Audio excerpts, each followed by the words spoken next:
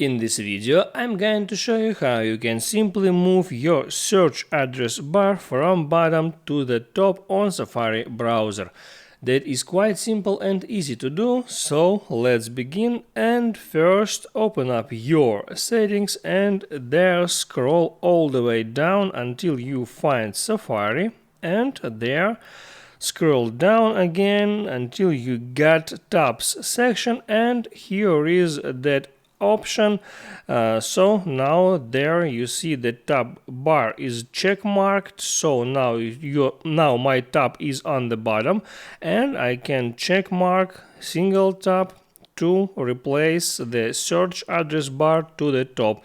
So now I can go back to Safari, and now here you see that search bar was moved to the top. That's how it works, guys. So hit the like button and don't forget to subscribe.